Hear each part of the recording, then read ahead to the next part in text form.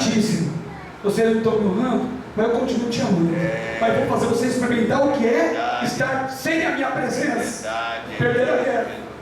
Morreu o líder, os filhos de Eli. O exército sofreu. Irmão, não tente a Deus. Não fique, vou ver se Deus vai fazer. Cuidado que Ele pode fazer. E a dor é muito grande. É verdade. É preciso temer ao Senhor de todo o coração. É preciso olhar para Deus com temor, respeito e receio. Respeito e receio. Olhar para Ele e dizer: Senhor é o luminoso, Ele é o grande, Ele é o Senhor dos exércitos. Quem sou eu? Ninguém, mas Ele é Deus. É Ele que cuida de mim. Eu não preciso me preocupar comigo mesmo, no sentido de centralizar tudo para mim. Não, primeiro eu vou honrar e glorificar o nome dEle. É verdade. Então você vai à presença de Deus, primeiro se jubilado, depois sentir o peso da mão de Deus. Aí Deus, Deus primeiro tomou conta do Deus deles. Seu Deus não é de nada, caiu em terra, não é de nada. Aí eles ficaram apavorados. Aí Deus mandou um castigo para os filisteus, encheu todo mundo de hemorroida. Isso é a palavra de Deus. Versículo 6, olha aí. Porém a mão do Senhor se agravou sobre os Asdote e os assolou, e os feriu com hemorroidas. Asdote é os seus servos. Todo o povo daquela região ficou com medo, porque a presença de Deus, quando você não está na presença de Deus, te traz problema. Verdade, é mesmo, Jesus. Você não está santificado e quer buscar a Deus, te traz problema. Deus. Pecou, não pediu perdão a Jesus, não se acertou, te traz problema. É verdade, Deus. Problemas talvez irreparáveis. É verdade, Deus. Como assim irreparável? Quer dizer que Deus não perdoa? Não, se você se arrepender de todo o seu coração, Deus perdoa. Você vai para o céu. Mas as consequências podem continuar. Verdade. Nessa vida. Deus não quer isso para você. Verdade. Deus quer bênçãos maravilhosas para a sua vida. Então, vai buscar a presença de Deus? Não se afaste não. Fique pertinho dele. É verdade. Fique ali nos pés da cruz. É verdade. Está sofrendo em vez de reclamar de Deus? Por que isso, Deus? Fala: Jesus, eu estou aqui, lembra de mim, Senhor. É mesmo. E os filisteus ficaram pavorosos. Aí um começou a mandar para o outro. Mandou para a cidade, também deu problema. Mandou para o outro, deu problema. De modo que ficou 7 meses a arca da aliança entre os filisteus, e só coisa ruim aconteceu. Aí os sábios de lá, os adivinhadores, falaram: já sei, vamos devolver a arca. Ninguém foi buscar mesmo, né? Irmão, busque a Deus que você vai achar. É verdade. Busque a Deus. Aleluia. Mas não pode buscar. E aí Deus falou: então eu vou me levar. Então eu vou. Eu vou encontrar o meu povo. Não é assim, irmão? Vocês não estão, as pessoas estão afastadas, a gente não está perto. Aí fala: ele não quer vir não? E eu vou até ele. E Deus vai lá e trabalha de maneira especial. E aí então Deus trabalhou, e eles ficaram com medo, e eles disseram: olha, versículo de número 6, capítulo 6, acompanhe aí. Versículo 6, capítulo 6, versículo 3. Os quais disseram: se vieres a arca de Deus de Israel, não envies vazia, porém sem falta lhes enviareis uma oferta para expiação da culpa. Então sereis curados, e vos fará saber que sua mão se não tira de vós. Então disseram: qual a expiação da culpa que lhe havemos de oferecer? E disseram: segundo o número dos príncipes dos filisteus, 5 hemorroidas de ouro e 5 ratos de ouro, porquanto a praga é uma mesma sobre todos vós e sobre todos os vossos príncipes. Eles estavam fazendo uma espécie de voto. E eles falaram assim: fazei pois imagens das vossas hemorroidas e as imagens dos vossos ratos, que andam destruindo a terra, e dai glória ao Deus de Israel. Já teve mudança aqui. Não é dar glória ao Deus da Dagon, dá glória ao Deus de Israel. E aí, porventura aliviará a sua mão de cima de vós, e de cima do vosso Deus, e de cima da vossa terra. Porque pois endureceríeis o coração como os egípcios e Faraó endureceram o coração? Façam isso. Porventura, depois de haverem tratado tão mal, não os deixaram ir, e eles não se foram, porque a questão de Israel com os filhos de Israel com o Egito é que Faraó não deixava os filhos de Israel sair. Então Deus pesou a mão sobre o Faraó. Mas quando deixou, Deus esqueceu o Faraó e só cuidou dos filhos de Israel. E aqui está argumentando isso. Faça isso, se fez com o Egito, vai fazer com a gente também. Esse aqui é incrédulo. Esse aqui é incrédulo. Mesmo Jesus, é verdade. Agora, pois, tomai e fazemos um carro novo, e tomai 2 vacas, que criem, sobre os quais não tenham subido o jugo, e atai as vacas ao carro, e levai os seus bezerros após elas para casa. Então tomai a arca do Senhor, e ponde-a sobre o carro, e detei no cofre, ao seu lado as figuras de ouro, que lhes avise de oferecer expiação da culpa, e assim a enviareis para que vá. Vede então, olha só, se subir, depois de fazer tudo isso, a receita, se subir pelo caminho do seu tempo de Bet-Semes, foi ele que nos fez esse grande mal. E se não subir, saberemos que não nos tocou a sua mão, e que isso nos sucedeu por acaso. Eles queriam dizer o seguinte: faz tudo isso, as figuras, coloca na arca, coloca em cima do carro de vacas e leva, e só. Se ela for para o caminho de Israel, então vocês vão entender, porque quem vai falar para a vaca? Vaca, vai para cá. Não tem como, né? Não vai pensar, eu vou ali, não. Põe na direção. Se ela subir, foi Deus que fez tudo isso, então temos que temer. Se ela não subir, então foi uma coincidência. As hemorroidas foi coincidência, Deus dragão foi uma coincidência, e foi Deus, Israel fez isso nenhum. E assim eles fizeram. E a palavra de Deus diz que tomaram 2 vacas que criavam, ataram os carros, tal, versículo 11, e puseram a arca do Senhor sobre o carro, como também o cofre com os vasos de ouro, com as imagens. Então as vacas se encaminharam direitamente pelo caminho de Bet-Semes, e seguiam o mesmo caminho, andando e berrando, sem se desviar nem para a direita e nem para a esquerda. E os príncipes dos filisteus foram atrás dela até o termo de Bet-Semes, e elas foram retinhas. Quando chegou nos termos, aí as vacas pararam. Onde elas pararam?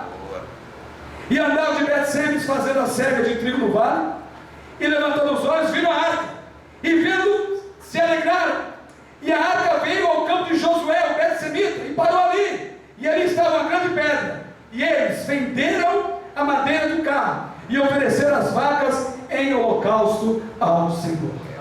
É verdade, é mesmo. Nem o israelita estava lá. Estavam os filisteus. Fizeram essa ordenança lá entre eles. Falaram: mano, se for de Deus, vai chegar lá. Se não for de Deus, não é. O incrédulo fez voto. O incrédulo queria socorro. Podia vir de Dagon, mas eles sabiam que Dagon não estava com nada. Então tinha que vir do Deus de Israel. Mesmo eles não sendo Deus deles, mas eles clamaram ao Deus de Israel e entenderam. E as vacas seguiram certinho. E foram parar entre os israelitas. Sabe o que é isso, meu irmão? É o cuidado de Deus com o seu É nome. verdade, Deus, aleluia. Quem somos nós para escandalizar o nome do Senhor? É verdade, Deus. Não faça Fala isso. mesmo, Jesus. Aleluia, glória a Aí os Deus. israelitas sabendo o que fazer. A arca da aliança. Meu Deus, aleluia. Muito bem, pegaram a madeira, fizeram a fogueira lá, pegaram as vacas e ofereceram esse sacrifício a Deus. Se fosse outro povo, ia honrar a vaca. Mas aquele que conhece a presença de Deus, meu irmão, ele não se contenta com qualquer sacrifício, não. Ele não se contenta com qualquer orientação, não. Quem conhece a presença de Deus sabe muito bem o que deve ser feito: santificar, para que possa contemplar a presença de Deus. É verdade, Jesus. Aleluia. Só que coisa, não sirva a Deus de qualquer maneira, irmão, já percebeu? Verdade, é mesmo. Aí eles pecaram também, eles abriram a arca da aliança. E aí não teve jeito. O Senhor Deus então e feriu o Senhor, versículo 19, os homens de Bet-Semes, porque olharam para dentro da arca do Senhor. Até feriu do povo 50.070 homens. Então o povo se entristeceu, porque o Senhor fizera tão grande estrago entre o povo. Aí mandaram de novo para Kiriat Jearim e deixaram e trouxeram até a casa de Abinadab, capítulo 7, olha aí, versículo 1. E aí Abinadab, sabendo, destacou, colocou lá o seu filho Eleazar para que guardasse a arca do Senhor. Ele falou assim: ó, não vou nem tocar nisso. Eleazar, você vai cuidar. E colocou no Eleazar. E Abinadab foi viver a vida. E a Bíblia diz que ficou 21 anos lá. 21 anos que eles não contemplaram a presença de Deus. Porque eles receberam a presença de Deus com certo medo, falando: esse Deus é terrível, deixa ele encostado lá, não dá para se relacionar com ele, deixa a arca lá, não dá para, não vou nem tocar em Deus. Olha, Eleazar, cuida aí. E a arca de Deus com o tempo foi desprezada da casa de Abinadab. Ele ficou lá 21 anos. Aí chegou Davi. Aí minha mãe falou: vou trazer. Só que Davi cometeu o mesmo erro dos outros. Não trataram a arca de Deus, a presença de Deus, com critérios. Trataram de qualquer maneira, de novo. É mesmo, Deus, é mesmo. Irmão, Aleluia. sabe qual é o grande mal, o grande problema da gente hoje? É a gente nos acostumarmos com a ausência de Deus. Deus. Olha o que eu vou repetir. O grande problema nosso é nos acostumarmos com a ausência de Deus, mesmo Ele estando presente. Eu aceitar não sentir mais a presença de Deus, e quando vê alguém sentir a presença de Deus, ao invés de eu desejar para mim, eu passo a criticar, não desejar mais fazer parte das coisas de Deus. Aí nos acostumamos. Esse costume, se acostumar com a ausência de Deus, traz o gelo espiritual para a nossa vida. Passa a ser um curador, Aí ele descentraliza a glória de Deus, tira a glória de Deus e passa para ser para ele ou para as coisas dessa vida. Aí ele passa a ser um religioso. A coisa mais importante para ele é saber que o lugar dele está reservado. Se alguém sentar lá, ele é capaz de arrumar uma briga. Vou dar um exemplo. Quando eu fui 9 anos atrás assumir a igreja, tinha uma história lá de um irmão. Conheço. É um diabo que ele, não sei se entendeu com o irmão, e esse irmão falou alguma coisa para ele. Ele saiu da porta, veio até o meio da igreja e deu um tapa no pé da orelha do outro irmão, literalmente. Claro que ele foi disciplinado, teve um fuzilamento danado, mas como que pode um homem separado por Deus, a igreja separou, deve tratar bem, e de repente ele dá um tapa no pé da orelha do irmão? É um dia como hoje assim, ele sai assim, pá. Sabe o que é? Se acostumar com a ausência de Deus. Verdade, é mesmo, Deus, é verdade. É você orar religiosamente, sabe o que é isso? Começar a repetir. Você fala com Deus, você fala que está orando, mas está repetindo. Você não está falando do coração, você está só repetindo. As palavras passam a ser vã. Você até fala as palavras certas. Deus tem misericórdia de tal, mas é tão mecânico que você não se coloca mais no lugar do irmão. Você está fazendo reza, não está mais orando. Que a oração é um diálogo. A oração é um diálogo. É um diálogo franco, aberto, que você usa as suas próprias palavras. E se não tiver palavra, você chora. E o Espírito, com gemidos inexprimíveis, intercede por você. Mas quando é repetição, é vago. Você não está falando mais com Deus, está falando com o banco, com a cadeira. Acostumar com a ausência de Deus é não se preocupar com evangelizar mais. Quer que Jesus quer, não quer? Deixa para lá. Acostumar com a ausência de Deus é chegar no culto e você querer louvar Deus. Você até canta, não louva, mas você canta. Só canta só. Não estou falando que você tem que cair fogo, não estou falando isso.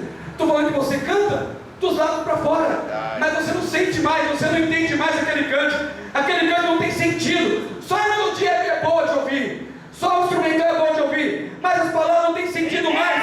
Isso é acostumar com a ausência de Deus.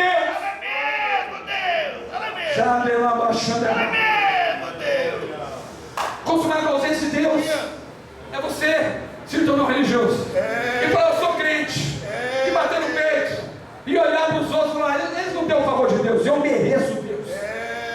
Esse eu mereço é centralizar em você e acostumar-se com a ausência de Deus. A ausência de Deus é você trazer o seu dízimo como se fosse um investimento e falar: vou investir na obra de Deus.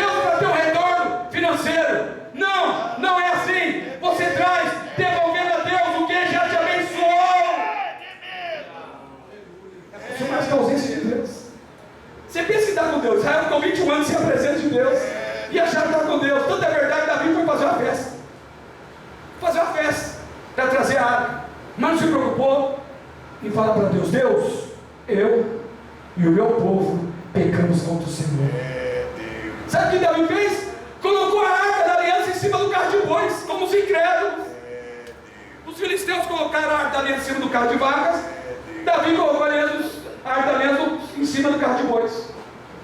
Esse foi o pecado, tratar a presença de Deus de qualquer maneira. E a grande festa estava acontecendo. Davi começou o seu reino. E quando chegou um determinado momento, Uzá colocou a mão, morreu. Aí Davi mandou a arca para Obed-Edom, o Geteu. Ficou só 3 meses lá. 21 anos na casa de Abinadab, não aconteceu nada. Acostumou com a ausência de Deus. 3 meses na casa de Obed-Edom, a Bíblia diz, relatou, eu não sei, aqui não fala que tipo de bênção, mas só você ser abençoado, ô irmão, que coisa maravilhosa. E abençoou o Senhor a casa, a Obed-Edom e toda a sua casa. Quando Davi ficou sabendo, não pode ser, tem alguma coisa errada. A Bíblia diz que Davi depois foi saber o que estava acontecendo.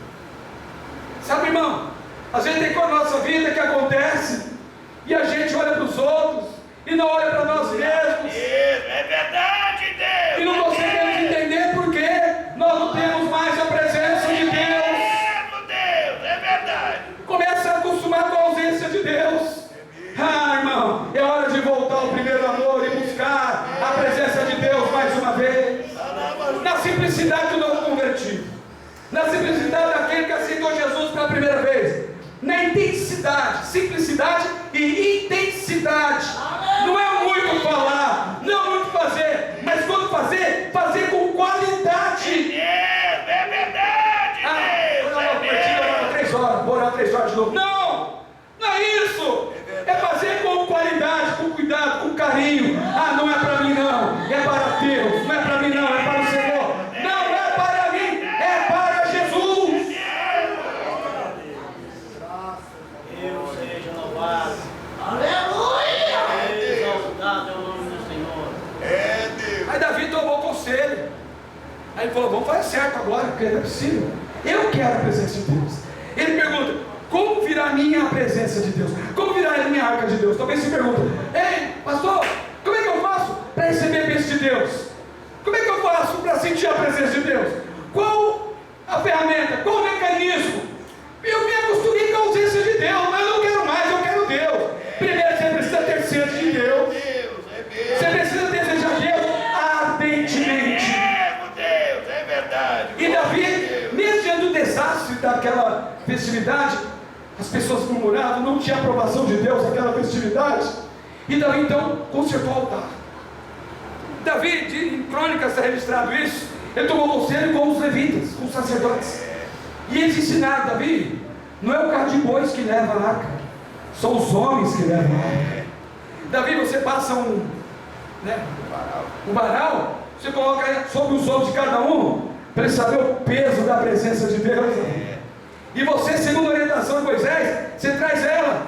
E Davi então assim fez. Quem são esses homens? São os levitas, são os consagrados. Não é qualquer pessoa. Às vezes, irmão, a gente na simplicidade, irmão, nós queremos fazer uma coisa que nós não fomos chamados. Deus não aprova. Deus, é verdade. Deus não aprova. Desculpa, irmão, me empolgo, por isso que eu estou não tem aprovação de Deus.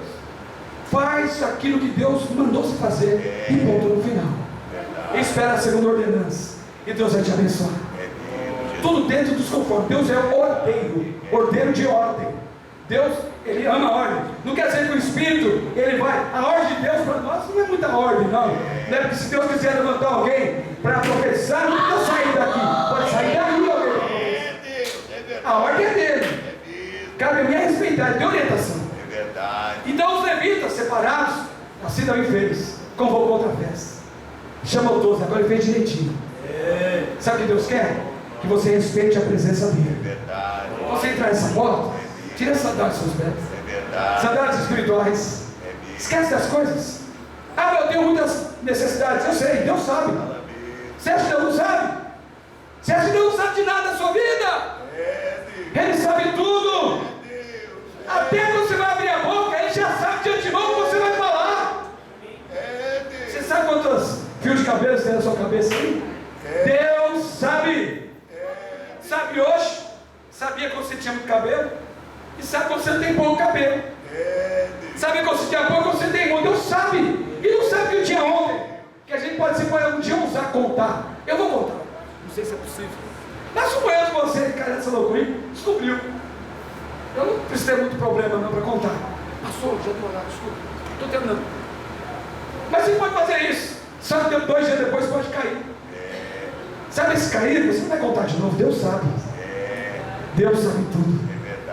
Então você tem que chegar aqui com a intenção de adorar o nome do Senhor, honrando a Ele, não desafiando Deus como se fosse qualquer pessoa, como se fosse qualquer um. Não, honrando e glorificando o nome bendito do Senhor. A Bíblia diz, e eu estou encerrando, que sucedeu que quando levava a arca, versículo número 13, 2 Samuel capítulo 6, sucedeu que quando levavam a arca do Senhor, tinham dado 6 passos no caminho, no trajeto. Imagina o discípulo, está lá levando, dava 6 passos, eles paravam, sacrificavam bois e carneiros cevados. Dava mais 6 passos, parava, sacrificava bois e carneiros cevados. Mais 6 passos, paravam, sacrificavam bois. Davi se encheu de tanta alegria, porque não tinha mais morte. Davi, a primeira festa ele fez para honrar o seu governo. Davi fez preocupado com si mesmo. Comecei meu governo, minha primeira ação vai ser, alguns varrem em rua, né? Mas ele falou, vou trazer a arca de Deus. Primeira ação, todo mundo vai lembrar disso. Mas ele trouxe de qualquer jeito. Deus olhou e falou, você não está me honrando não. Embora o seu coração, Davi, é segundo o coração